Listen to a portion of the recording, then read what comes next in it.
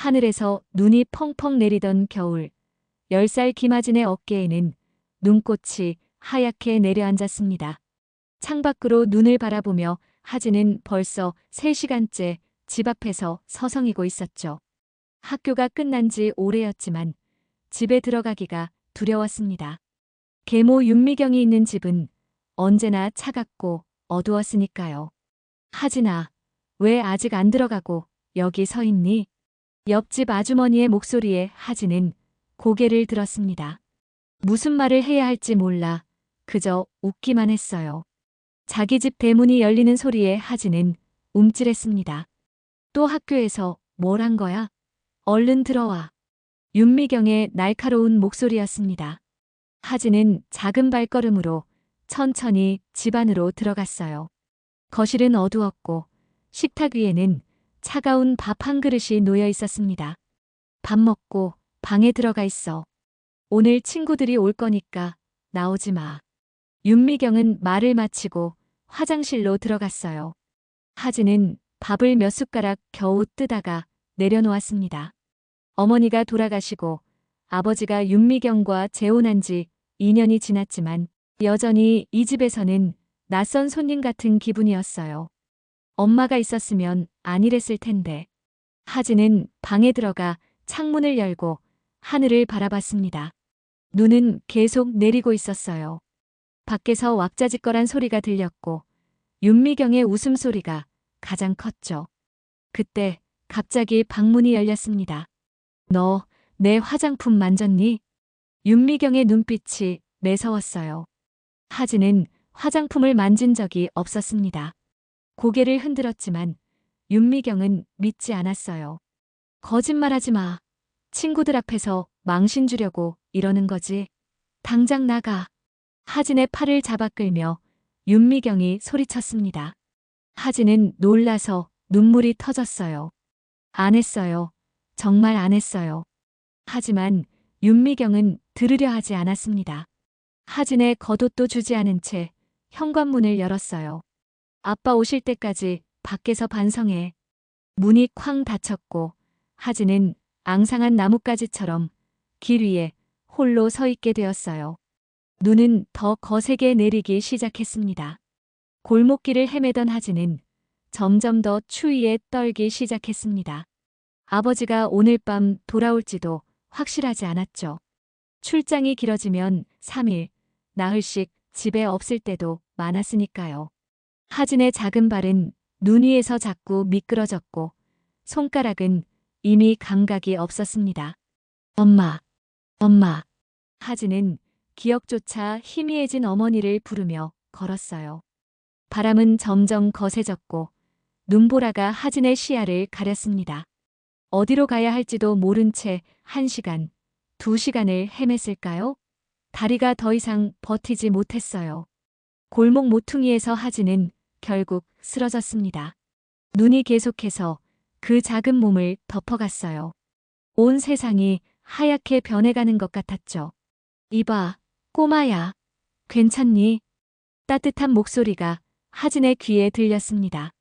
눈을 떠보니 주름진 얼굴의 할아버지가 걱정스러운 표정으로 자신을 내려다보고 있었어요.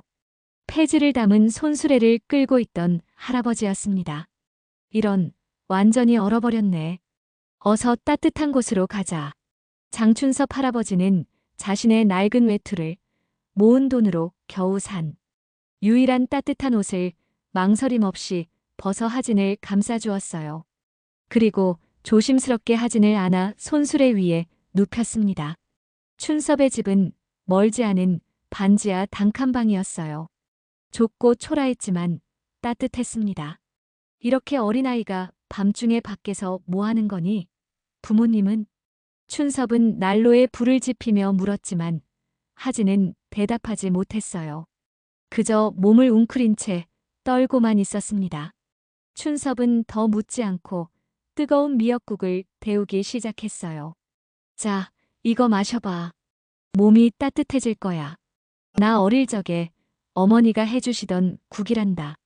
힘들 때마다 생각나는 맛이지. 하진은 조심스럽게 국그릇을 받아들었습니다.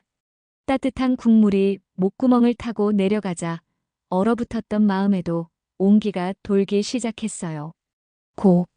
고맙습니다. 하진의 첫마디에 춘섭은 밝게 웃었습니다. 이름이 뭐니? 하진이요.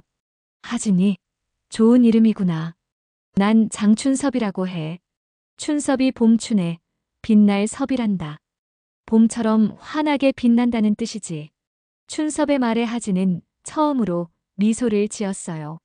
하진아, 오늘은 여기서 자고 내일 얘기하자. 넌 반드시 봄처럼 다시 피어날 거야. 그날 밤 하진은 오랜만에 편안하게 잠들 수 있었습니다. 밖에서는 여전히 눈보라가 몰아쳤지만 춘섭의 작은 방 안은 따뜻했어요.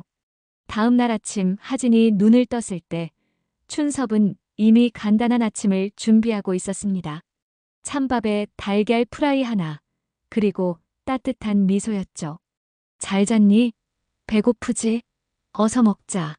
하진은 어색하게 밥상에 앉았어요. 춘섭은 하진이 밥을 먹는 동안 이야기를 시작했습니다. 나는 평생 혼자 살았단다. 결혼도 못했고 아이도 없었지. 그래서 이런 작은 집에서 폐지를 주워 살고 있어. 하지만 외롭진 않았어. 늘 마음속에 봄을 품고 살았거든. 춘섭은 하진의 머리를 쓰다듬으며 웃었어요. 내가 어떤 일이 있었는지는 묻지 않을게. 말하고 싶을 때 말해주렴. 하지만 알아둬, 하진아. 세상은 내가 생각하는 것보다 따뜻한 곳이야. 그날부터 하진은 춘섭과 함께 지내기 시작했습니다. 처음에는 며칠만 있다가 집으로 돌아갈 생각이었지만 아무도 하진을 찾지 않았어요. 춘섭은 하진에게 봄이라는 새 이름을 지어주었고 근처 학교로 전학수속도 도와주었습니다. 봄이란 이름은 어떠니?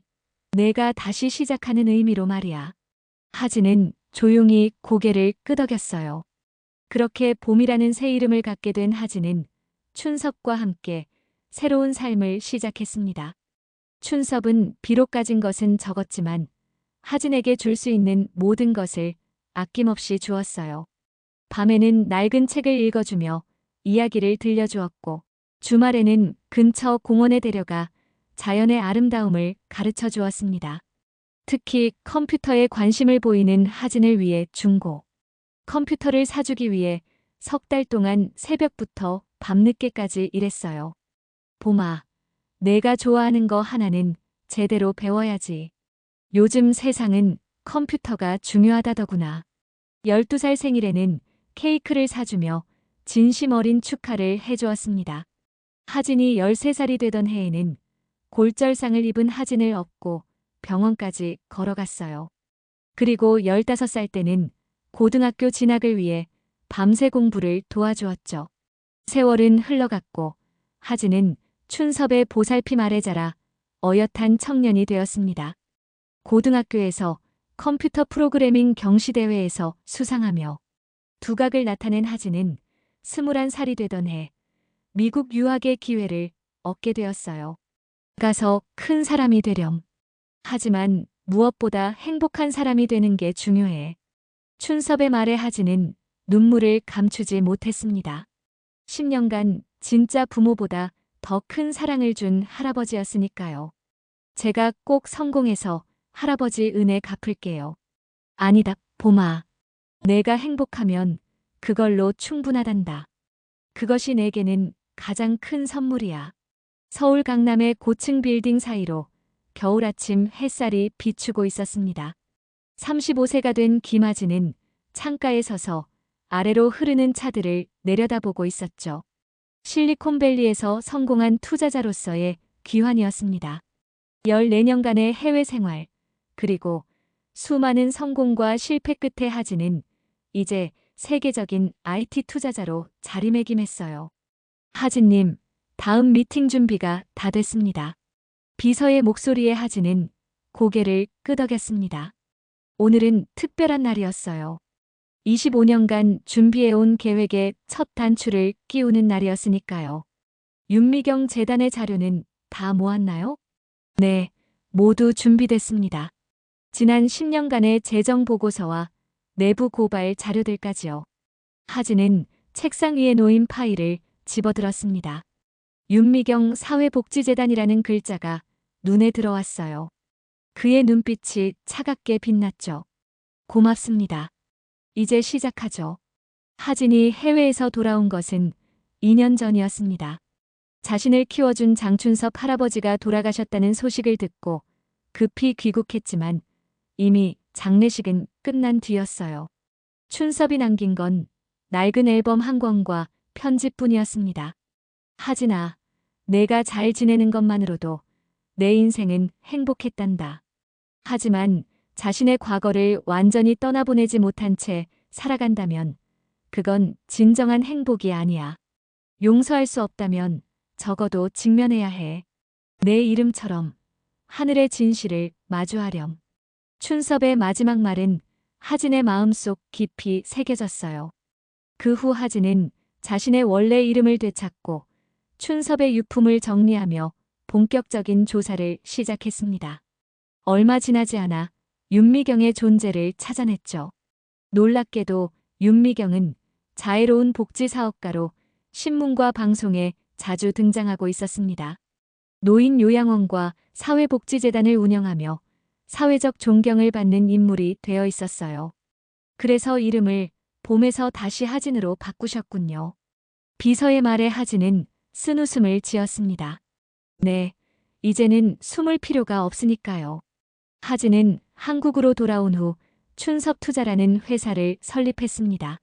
할아버지의 이름을 빌려 시작한 사업이었죠.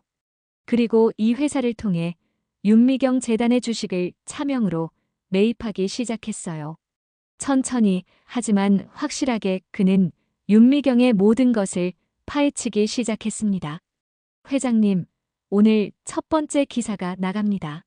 하진은 노트북 화면을 바라봤어요. 사회복지의 그늘, 윤미경 재단의 의혹 제목의 기사가 보였습니다. 정부 지원금 횡령, 직원 학대, 노인 착취. 모든 증거가 완벽했어요. 하진은 이미 재단 내부 직원들의 제보도 확보해 놓은 상태였습니다. 이제 시작이에요. 25년 전 그날처럼 눈보라가 몰아치겠군요. 하진의 눈에는 감정이 보이지 않았습니다. 다만 가슴 깊은 곳에서는 여전히 10살 소년의 울음소리가 들려오는 것 같았어요. 하진은 창밖으로 눈이 내리기 시작하는 것을 보며 생각했습니다. 이번 겨울은 길 거야. 특히 윤미경에게는. 눈발이 날리는 오후, 윤미경은 사무실 창가에 서서 바깥을 바라봤습니다. 60이 넘은 나이에도 그녀는 여전히 당당했어요. 완벽하게 정돈된 머리, 값비싼 디자이너 옷, 그리고 항상 미소 짓는 얼굴. 하지만 그 미소 뒤에는 차가운 계산이 숨어 있었죠. 이사장님, 오늘 기자회견 준비가 다 됐습니다. 비서가 다가와 말했습니다. 윤미경은 고개를 끄덕였어요. 사회복지 공로상 수상 소감문도 준비됐나요? 네, 말씀하신 대로 어려운 이웃과 함께하는 따뜻한 사회를 강조했습니다. 윤미경은 거울을 보며 미소를 점검했어요. 완벽했습니다. 그녀는 20년 넘게 이 가면을 써왔고 누구도 그 뒤에 있는 진짜 얼굴을 보지 못했죠. 그때 전화벨이 울렸습니다. 네, 윤미경입니다. 이사장님, 큰일 났습니다. 온라인 뉴스에 우리 재단 비리 의혹 기사가 떴어요. 윤미경의 얼굴에서 미소가 사라졌습니다. 그녀는 급히 컴퓨터 화면을 켰어요. 사회복지의 그늘, 윤미경 재단의 의혹이라는 제목의 기사가 눈에 들어왔죠. 이게 무슨 소리야? 당장 법무팀 불러. 그러나 이건 시작에 불과했습니다.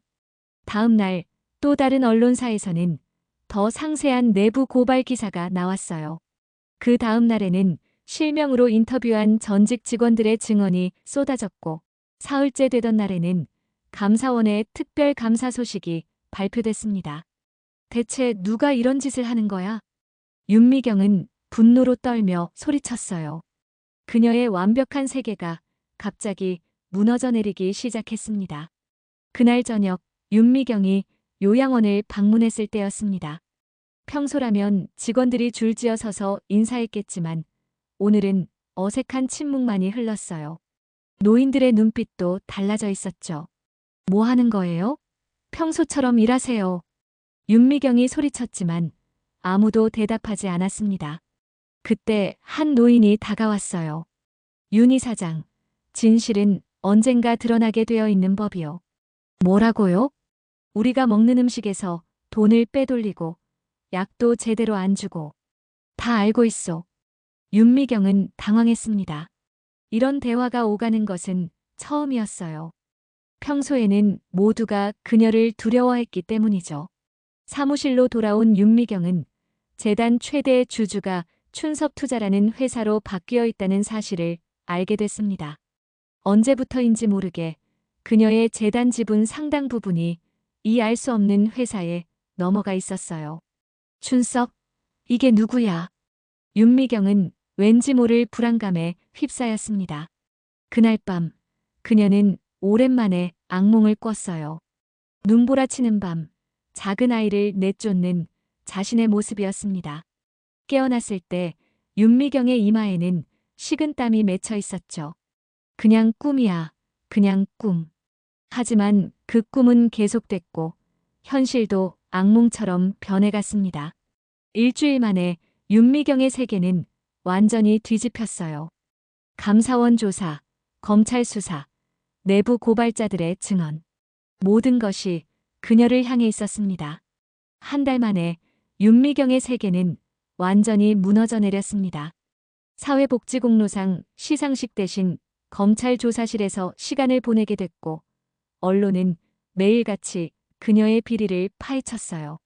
복지의 여왕에서 노인 학대 가해자로 그녀의 이미지는 하루아침에 바뀌었죠. 내가 이렇게 될 줄 알았으면 그때 그 녀석을. 윤미경은 자신의 사무실에 홀로 앉아 중얼거렸습니다. 바깥에는 여전히 눈이 내리고 있었어요. 재단 이사회는 긴급회의를 소집해 그녀의 이사장직을 박탈했고 요양원 운영권도 빼앗겼습니다. 철저한 조사 결과 정부 지원금 수십억 원을 개인 용도로 유용한 사실이 드러났어요. 윤 이사장님, 춘섭투자 대표가 오셨습니다. 비서가 문을 두드리며 말했어요. 윤미경은 고개를 들었습니다. 들어오라고 해. 문이 열리고 한 남자가 들어왔습니다. 30대 중반의 날카로운 눈매를 가진 남자였어요. 윤미경은 처음 보는 얼굴이었지만 왠지 모를 불안감이 엄습했습니다. 안녕하세요, 윤미경 씨. 남자는 정중하게 인사했지만 그 목소리에는 차가움이 묻어 있었어요. 윤미경은 억지로 미소를 지었습니다. 춘섭투자이 대표님이신가요? 갑자기 우리 재단 주식을 많이 사들이셔서 좀 궁금했습니다. 네, 김하진이라고 합니다. 하진은 명함을 건넸어요. 윤미경은 그 이름을 보고도 아무런 반응을 보이지 않았습니다. 25년 전의 일을 그녀는 완전히 잊은 듯 했어요. 저희 재단에 투자해 주셔서 감사합니다만 지금 상황이 좀 알고 있습니다. 모든 상황을 다 알고 투자했으니까요. 하진의 말에 윤미경은 이상한 기분이 들었습니다. 마치 모든 일이 계획된 것 같은 느낌이었어요. 무슨 말씀이신지. 윤미경 씨, 1999년 12월 22번째 날을 기억하십니까? 눈보라가 심하게 치던 날이었죠. 윤미경의 얼굴이 하얗게 변했습니다. 그녀의 악몽 속에 있던 바로 그날이었어요. 무슨 말을 하시는 거죠? 하진은 천천히 자리에서 일어났습니다. 그의 눈에는 25년 동안 가슴에 묻어둔 감정이 서려 있었어요. 10살 아이를 한겨울 눈보라 속으로 내쫓은 날입니다. 아무 잘못도 없는 아이를 당신의 변덕으로 죽음 직전까지 몰아넣은 바로 그날 말이에요. 윤미경은 의자에서 일어나려다 다시 주저앉았습니다. 그제서야 그녀는 하진의 눈빛에서 무언가를 알아챘어요. 당신, 설마. 네, 김대성과 윤미경의 의부사들, 김하진입니다. 방 안에 무거운 침묵이 내려앉았습니다. 윤미경의 입술이 파르르 떨렸어요. 어떻게 살아있는 거야? 그날 밤에 장춘섭이라는 분이 저를 구해주셨습니다. 당신과는 달리 낯선 아이에게도 손을 내밀 수 있는 따뜻한 마음을 가진 분이었죠. 윤미경은 아무 말도 하지 못했어요. 그녀의 과거가 유령처럼 눈앞에 나타난 것이었습니다. 난 그저 변명은 필요 없습니다. 당신이 저에게 한 일, 그리고 수많은 노인들에게 한 일들, 모두 세상에 드러났으니까요. 하진은 서류 가방에서 한 장의 서류를 꺼냈습니다. 윤미경 재단의 모든 자산을 춘섭재단으로 이전하는 양도 계약서였어요. 이것만 서명하시면 됩니다. 당신의 모든 재산과 회사를 포기한다는 내용입니다. 윤미경의 손이 떨렸습니다. 그녀의 삶 전부를 포기하라는 요구였어요. 이런 식으로 복수하겠다는 거야? 하진은 고개를 저었습니다. 이건 복수가 아닙니다. 그저 제가 살아남았다는 증거일 뿐이에요. 그리고 당신이 피해준 모든 사람들에 대한 보상이죠. 창밖으로 눈이 더욱 거세게 내리기 시작했습니다. 윤미경은 절망적인 눈빛으로 펜을 들었어요. 그녀에게는 선택권이 없었습니다. 윤미경과의 만남 이후 하진은 자신의 사무실로 돌아왔습니다. 복수는 이루어졌지만 마음속에는 여전히 채워지지 않는 공허함이 남아 있었어요. 창밖으로 내리는 눈을 바라보며 그는 춘섭 할아버지의 마지막 편지를 다시 꺼내 읽었습니다. 하진아, 용서할 수 없다면 적어도 직면해야 해.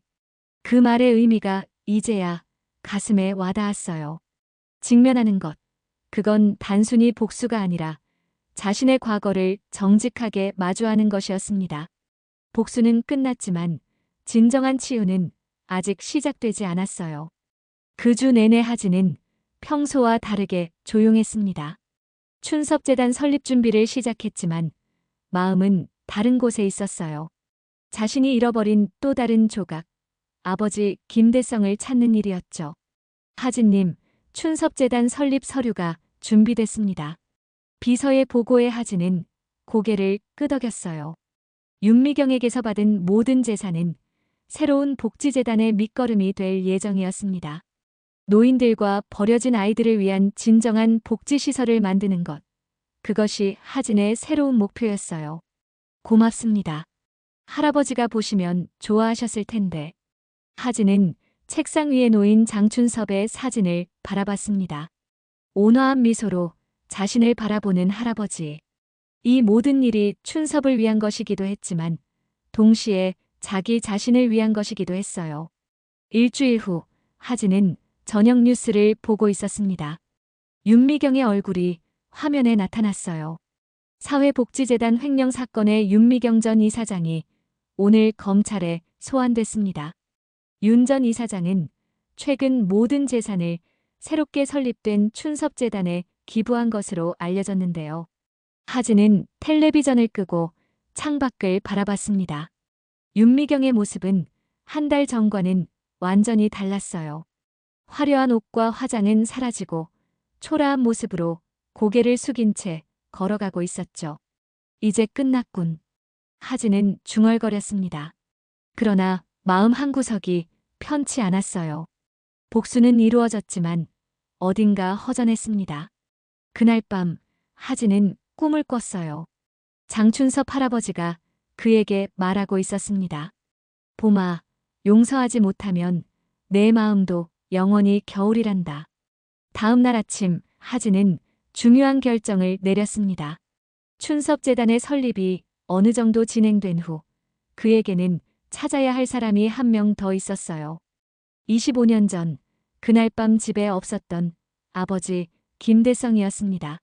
아버지를 찾아주세요. 하진은 오랫동안 함께 일해온 탐정에게 부탁했어요. 귀국한 후부터 아버지의 행방을 수소문했지만 쉽지 않았죠. 윤미경과도 이혼한 후 아버지는 완전히 자취를 감췄습니다. 한 달이 지나 드디어 소식이 왔어요. 김대성 씨를 찾았습니다. 강원도 작은 마을에서 혼자 살고 계십니다. 하진은 깊게 숨을 들이마셨습니다. 드디어 만나게 된 아버지. 그에 대한 감정은 복잡했어요. 미움, 그리움, 원망, 어떤 감정인지 스스로도 정확히 알 수 없었습니다. 내일 가보겠습니다. 25년 만에 재회를 앞두고 하진은 그날 밤 잠을 이루지 못했어요. 아버지는 자신이 살아있다는 사실을 알고 있을까? 그동안 자신을 찾았을까? 만약 찾지 않았다면 그것은 무관심 때문이었을까? 아니면 죄책감 때문이었을까? 창밖으로 눈이 흩날렸습니다. 하진은 창가에 서서 하늘을 바라봤어요. 할아버지, 제가 잘하고 있는 걸까요? 질문에 대한 답은 없었지만 하진은 마음속으로 알고 있었습니다. 진정한 봄을 맞이하기 위해서는 아직 한 걸음이 더 남아있다는 것을요. 용서의 걸음이었습니다. 다음 날 아침 일찍 하진은 강원도로 향하는 기차에 몸을 실었어요. 창밖으로 펼쳐지는 설경은 아름다웠습니다. 새하얀 눈으로 덮인 산과 들. 마치 그날 밤처럼 말이죠. 하지만 이번에는 그 속에 홀로 서 있지 않았습니다. 아버지, 곧 만나겠네요. 강원도의 작은 마을은 온통 하얀 눈으로 덮여 있었습니다.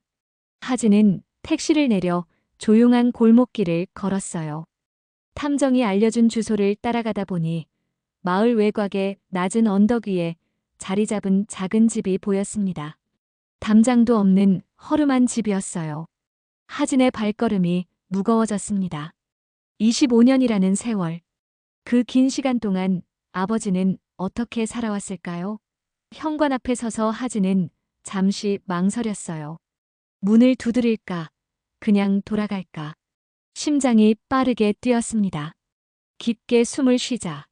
하진은 자신에게 속삭이며 용기를 냈어요.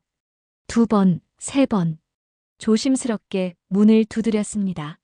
한참이 지나도 반응이 없었어요. 하진은 다시 한번 문을 두드렸습니다. 누구세요? 쇠약한 목소리가 들렸어요. 하진은 말을 잃었습니다. 25년 만에 듣는 아버지의 목소리였죠. 문이 천천히 열렸고 백발이 된 노인이 나타났습니다. 60대 중반의 나이였지만 그보다 훨씬 늙어 보였어요. 구부정한 등, 깊은 주름, 그리고 슬픔이 가득한 눈.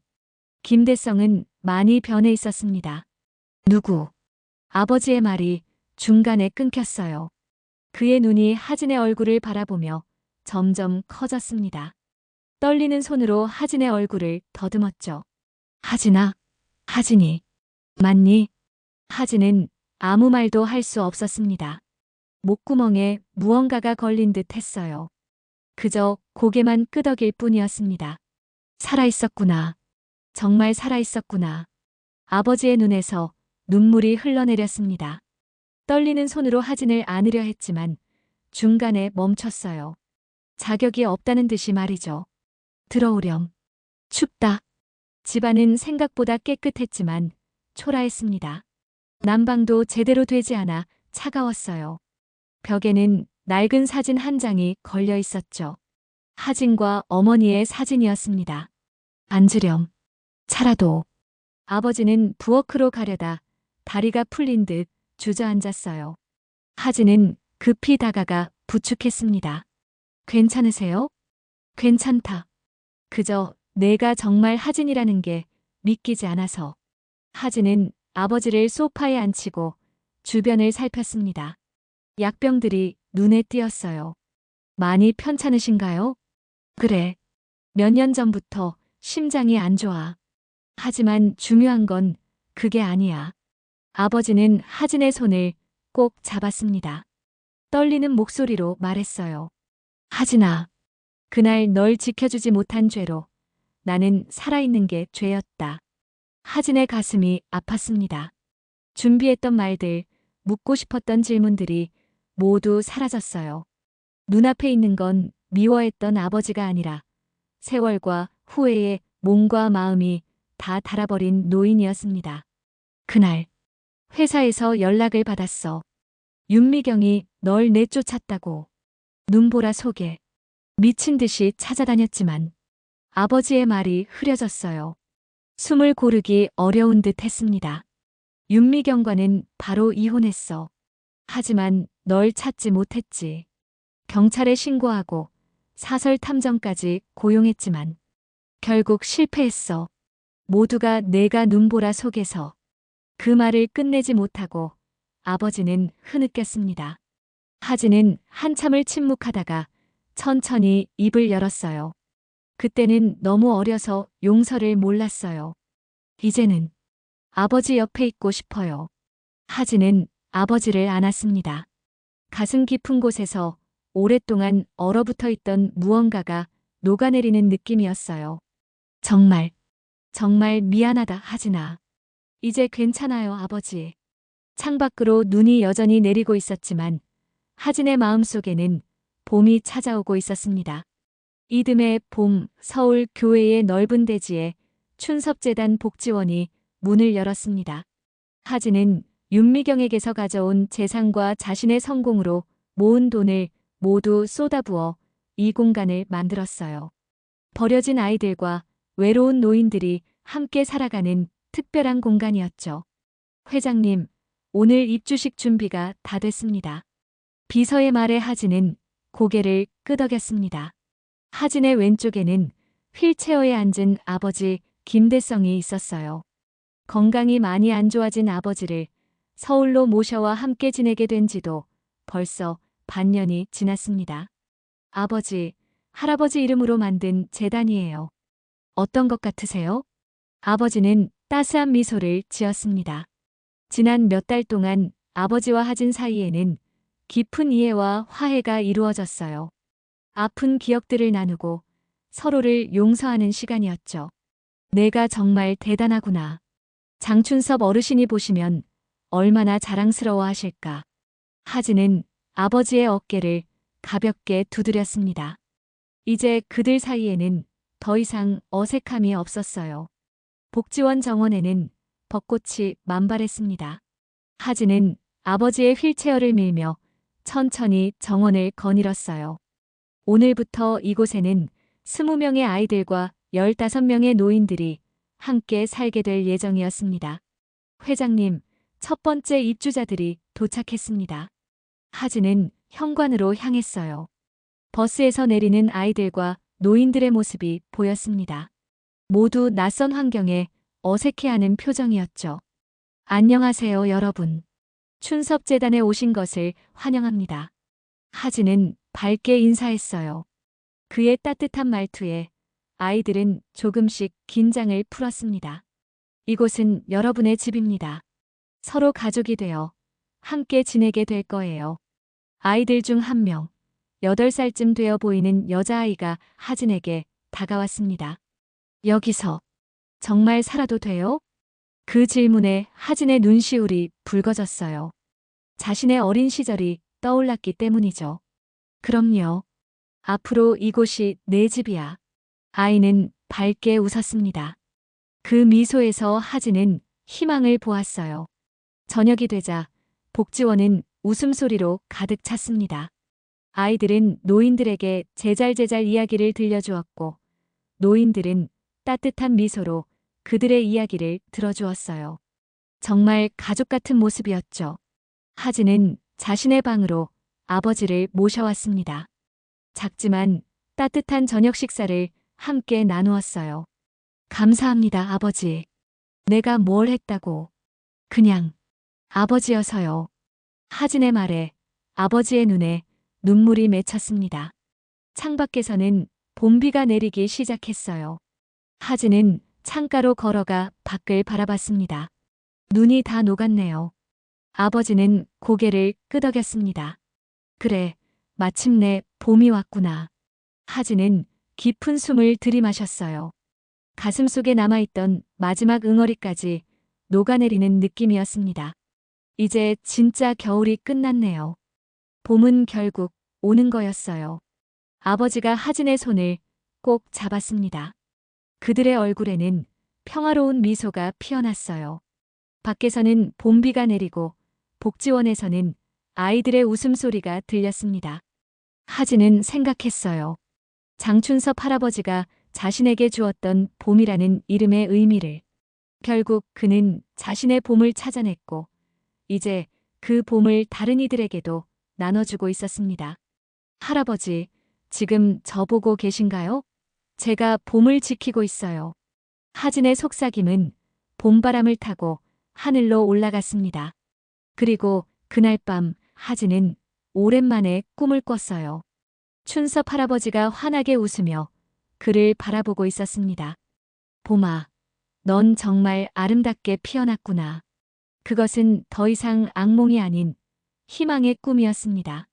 하진의 겨울은 마침내 끝났고 따뜻한 봄이 시작된 것이었어요.